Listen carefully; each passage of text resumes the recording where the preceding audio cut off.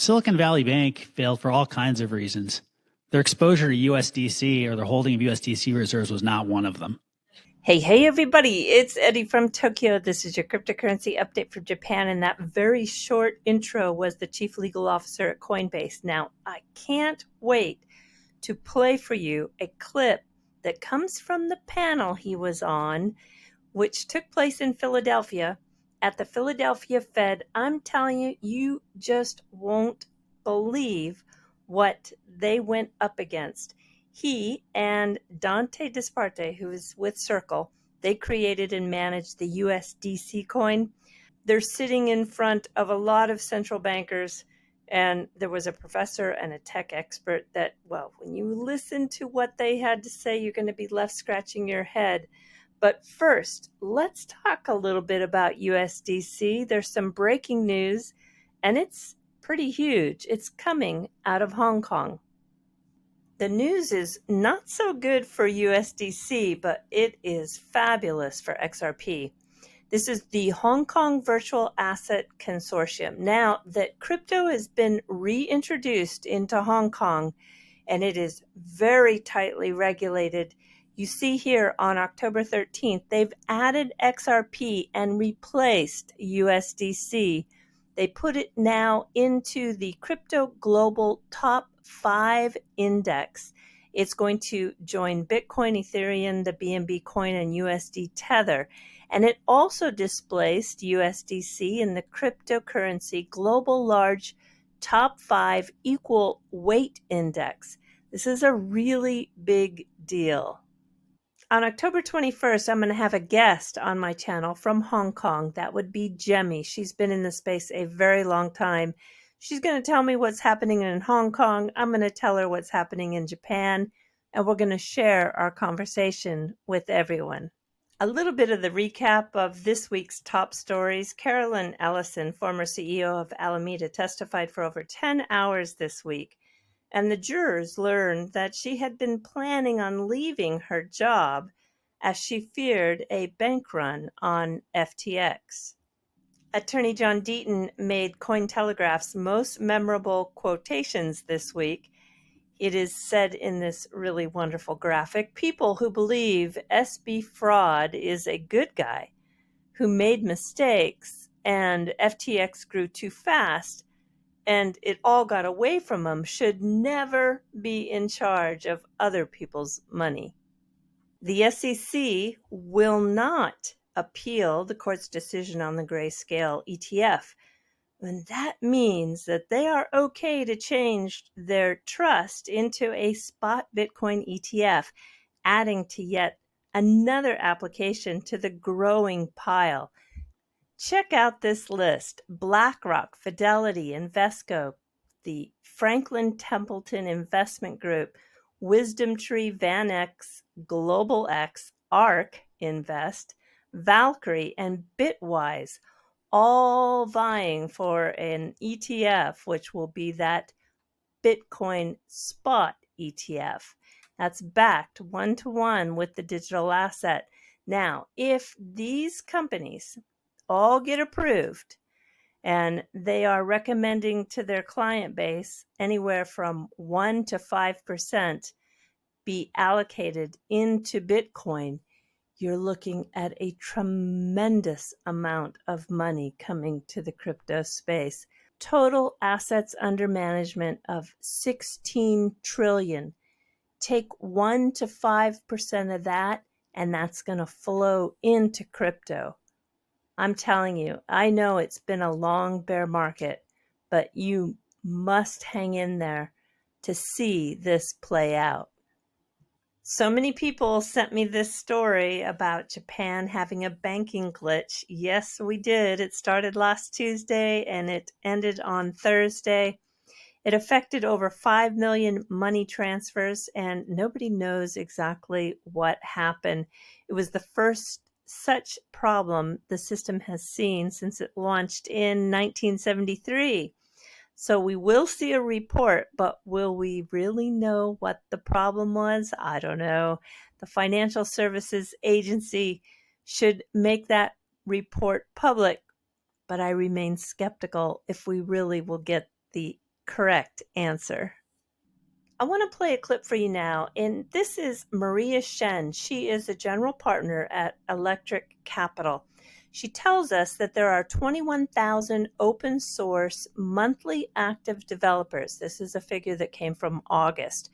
And in the past year, based on commits from GitHub, XRP Ledger is up 3%, Stellar is up 64%, XDC is up 800%. So right now we're resting at about 21,000 open source monthly active developers. And it's really important to know that this is an undercounting of the total number of developers in crypto. Open source means that Coinbase is not open source, game developers are not open source, a lot of applications and front ends are not open source. But it does give us a trend line and kind of starting point for understanding the level of development in the space. We're also, just this past month in August, across some of the top EVM, Ethereum virtual machine compatible layer 1s and 2s, we're seeing over 70,000 unique deployers of smart contracts on chain. So there's still a ton of activity. We also looked at, we pivoted the data to look at who's actually leaving. It turns out that the developers who are leaving are developers who have been in crypto for 12 months or less, and they contribute 20% of the code, meaning that developers who have been in crypto for more than 12 months, they contribute more than 80% of the code, and they're not going anywhere. They're staying and they're building. And I want to point out again why smart contracts are so important. They are coming to the XRP ledger with the XLS38 bridge that is going to be up for voting soon. And then, of course, you have the Zahao network, which is by the XRPL Labs group in the Netherlands. That's Wietse Wind. He does his smart contracts using a hooks construct that is unique to that particular chain. But you've got 70,000 unique deployers on EVM. This is the kind of development that a protocol needs to have in order to remain competitive and to build its value. To explore the developer data, you want to go to developerreport.com, and you can get all of this information, which really brings you up to date on the top ecosystems with their monthly active developers. And how they calculate that is those that have committed code 10 plus days out of the month. And you can see here with XDC ranking number 1 with an 800% gain. Wow, so impressive. And when you go down, you actually find that a lot of these protocols are down, down, down. So anybody who is in the green and up, I think, is really worth mentioning. Okay, we're going to finish this video off with some curated clips from that contentious panel that took place at the Philadelphia Fed. Yeah, I'm not kidding. I think you're not going to believe some of the pushback on cryptocurrency and stablecoins. Have a listen. So blockchains are software, right? They require monitoring and they require maintenance. Now, if we are talking about a tech platform or a financial institution, they employ armies of software engineers to ensure the security and integrity of their rails. Who looks after the rails in crypto? Well, if we take, for one example, the blockchain, the Bitcoin blockchain, through Wall Street Journal reporting, we know that there are 5 people who aren't technically employed. They're supported through a foundation. Those are and I've heard that someone resigned since then. So maybe we're looking at 4 people who are in charge of making sure that this financial infrastructure is fit for purpose, is updated as necessary. That doesn't seem like a great prospect for the financial system to me. Like, we have a whole infrastructure, the principles for financial market infrastructure, designed to make sure that the pipes are well maintained. And switching to a system where the pipes are voluntarily maintained by people who potentially have conflicts of interest. We don't know who they are. What if they just give up and lose interest in maintaining the blockchain? Is everybody's assets then suddenly stranded and it all disappears?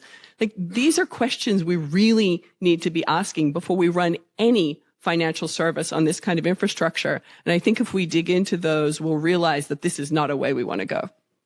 As a technologist, I don't fundamentally see the point of stablecoins. And I think sitting here talking to a room full of banking regulators, if you're concerned about the safety and soundness of the American financial system, you should be very concerned about these stablecoins, because the median value of every stablecoin right now is 0. Most of these things have collapsed. There's a few stragglers that are sort of dwindling post FTX, but these things are highly risky products that pose a lot of risk to our financial system. And for what? What is the point of a stablecoin like USDC? And I will completely concede that one half of this entire market is counterfeiting the US dollar because of US inaction on policy and regulation. But it's not my job to correct the policy environment. It's my job and Circle's job to fill the void. What is the stablecoin solving for? The stablecoin is an innovation that for the last 1,000 years in payments, the marginal improvements we've been making in payments is faster messaging instructions to the debit and credit of a balance sheet. The stablecoin transmits the bearer instrument with settlement finality the second it is sent. So I think the job we have is not to ban things. That's deeply un-American, deeply anti-democratic, and frankly, naive. The job we have is, how do you catalyze responsible innovation, because you cannot put the bloody genie back in the bottle, and how do we fill a void that will otherwise be filled around us by products and services 1,000,000 times worse than the worst things that we've experienced before. Thank you.